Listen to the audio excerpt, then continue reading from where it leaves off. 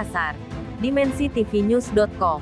Ketua Umum Dewan Pengurus Pusat DPP Jurnalis Milenial Bersatu Indonesia, JMBI, Fredri Ken, mengatakan, para pemimpin redaksi dan pemilik media yang baru membuat perusahaan media pers pasca reformasi, diharapkan mampu meminimalisir potensi konflik dari dampak pemberitaan, delik pers. Mereka Pimret harus jadi perisai dengan patuh dan konsisten terhadap Undang-Undang Nomor 40 Tahun 1999 tentang Pers dan Kode Etik Jurnalistik, KEJ, dari dasar hingga pelaksanaan dan bukan mendirikan media hanya karena euforia dan kepentingan tertentu, ujarnya.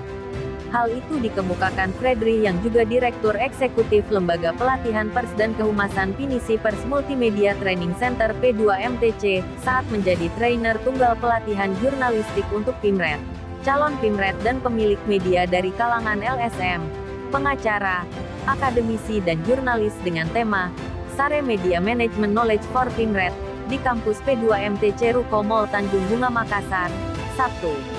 Pelatihan sehari atas kerjasama DPP JMBI dan P2MTC yang diikuti puluhan Pimret, calon Pimret, dari kalangan jurnalis, pengacara, LSM dan dosen berlangsung dalam suasana hangat yang diwarnai adu argumen, namun tetap sepakat bahwa mekanisme kerja tetap berdasarkan fakta dan berpihak pada kebenaran. Dia mengakui, setiap warga negara Indonesia dan negara berhak mendirikan perusahaan pers. Pasal 9. Ayat 1. Undang-Undang Nomor 40 Tahun 1999. Tetapi diharapkan dalam pelaksanaannya patuh terhadap aturan perundangan tersebut, yakni harus memiliki AHU dari Kemenkumham peruntukan khusus.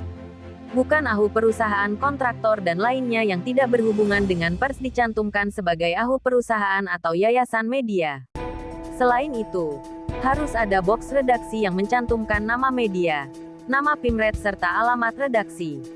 Kalau tidak patuh dasar awal perusahaan pers itu, maka celah hukum terbuka saat ada delik pers dengan sanksi denda 100 juta menunggu.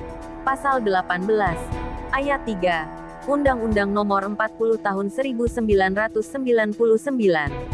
Lalu, harus patuh dan konsisten melaksanakan KEJ dan Undang-Undang Nomor 40 Tahun 1999.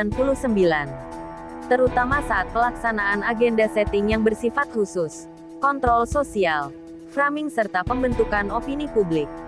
Di samping tetap awas terhadap kontrol media dan pengalihan isu terhadap topik berita tertentu yang viral tetapi seketika menghilang. Kenapa ini menjadi perhatian? Ujar Fredri bertanya yang dijawab sendiri dengan mengatakan, sebab JMBI adalah organisasi pers yang isinya majemuk, jurnalis, LSM, dosen dan pengacara sehingga agenda setting, kontrol sosial serta framing berita harus dilakukan tetap berdasarkan fakta dan berpihak kepada kebenaran serta untuk kepentingan umum.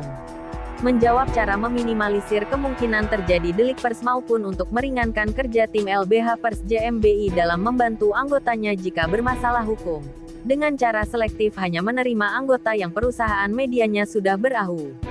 Fredri tidak setuju, sebab JMBI harus terbuka dan melakukan pembinaan dalam batas waktu tertentu. Calon anggota perorangan yang medianya belum berahu, atau menggunakan AHU perusahaan yang tidak ada hubungannya dengan media pers akan tetap diakomodir dan diterima sebagai anggota JMBI dengan perjanjian dalam batas waktu tertentu. Harus memenuhi persyaratan sesuai ketentuan Undang-Undang Nomor 40 Tahun 1999 tentang pers sebagai fungsi pembinaan yang dilakukan JMBI. JMBI sebagai wadah baru bagi wartawan, melakukan pelatihan bagi Pimret dalam 2 angkatan. Setelah itu akan dilanjutkan pelatihan teknis jurnalistik dasar bagi wartawan. Tradisi ini akan dilakukan untuk semua, dari DPP hingga Dewan Pimpinan Wilayah (DPW) JMBI di seluruh provinsi di tanah air. Selain itu, jika memungkinkan, JMBI akan secepatnya melakukan uji sertifikasi kompetensi melalui salah satu wadah yang memberi peluang yakni Dewan Pers atau BNSP. Ketika disinggung kenapa JMBI membuat tradisi pelatihan baru yang terbalik dari kelaziman organisasi pers selama ini yakni melatih Pimret lebih dulu baru teknis jurnalistik dasar. Padahal beberapa organisasi pers yang terkadang membuat pelatihan memulai dari dasar jurnalistik bagi wartawan dan Pimretnya cari ilmu sendiri. Menurut Fredri, JMBI ingin cepat memiliki banyak gatekeeper redaktur tangguh di samping memanfaatkan aplikasi fact checker sebagai bagian dari gatekeeper penjaga gawang berita. Ini merupakan salah satu langkah perisai melindungi wartawan dan media yang ada di JMBI dari terjadinya potensi konflik dalam bentuk delik pers. Sebab kami akan berusaha kerja kompeten dan kerja profesional sekalipun kartu sertifikat kompetensi belum di tangan, ujarnya. Selain itu, JMBI juga sudah menyiapkan tim pembelaan melalui LBH Pers JMBI bagi anggotanya, jika delik pers itu tidak terhindarkan. Liputan, Dirham Sibali, mengabarkan untuk dimensitivinews.com. Inspirasi membangun daerah.